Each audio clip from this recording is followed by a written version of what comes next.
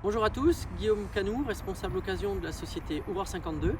Donc c'est une première pour moi aujourd'hui. Je vais vous présenter une gamme de matériel de fenaison en commençant par un endaineur Fela.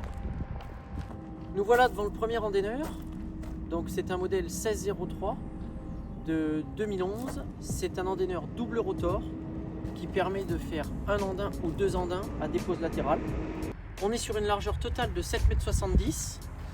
On peut retrouver sur cet endaineur 12 bras par rotor avec 4 fourches par bras. Il y a un graisseur sur chaque bras. C'est un endaineur à châssis central avec un essieu suiveur à l'arrière qui permet une meilleure trajectoire.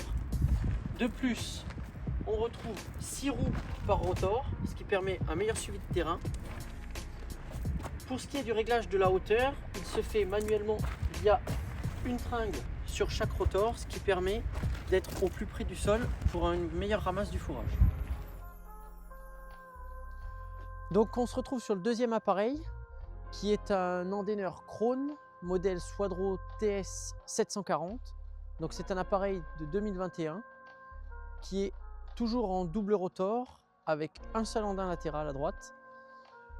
Contrairement au Fela présenté précédemment, cet endaineur a 13 bras par toupie, donc un bras de plus, et toujours 4 fourches par bras. On est sur des rotors graissés et pas un graisseur par bras. On est toujours sur un endaineur à châssis central, donc avec un essieu à l'arrière directionnel, et on est sur des pneus en 15 par 17, donc ce qui permet un meilleur confort sur la route. De plus, sur cet endaineur, on se retrouve avec 6 roues par rotor, donc comme précédemment, un meilleur suivi de terrain. Donc comme sur le modèle précédent, on retrouve un réglage mécanique avec une manivelle. Cependant, il est gradué sur les deux toupies, ce qui permet d'avoir une hauteur identique au niveau des deux rotors. On se retrouve sur la base de Champigny pour vous présenter le troisième matériel. Donc c'est un endaineur Pottinger de 2017, modèle Top 662. C'est un endaineur double rotor qui permet de réaliser un andin latéral d'une largeur de 7,60 m.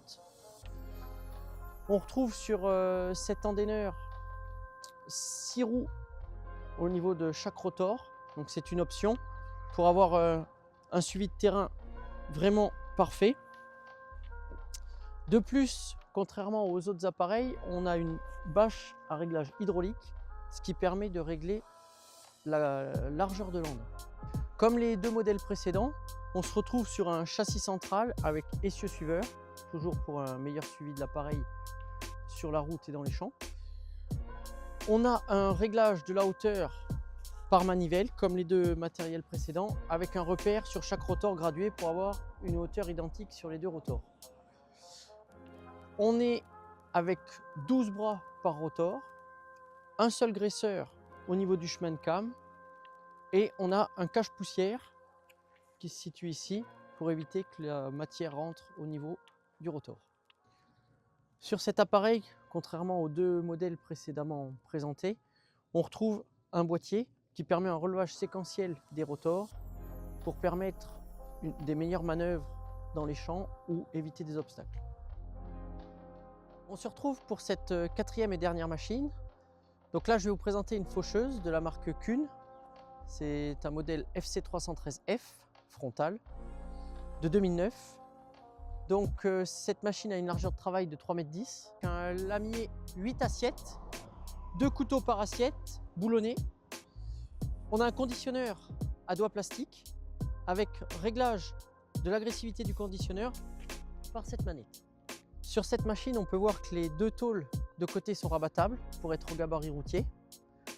De plus, pour faire fonctionner cette machine, il vous faudra un relevage avant, une prise de force avant en 1000 tours, ainsi qu'une ligne hydraulique pour le relevage et le suivi de terrain de la machine.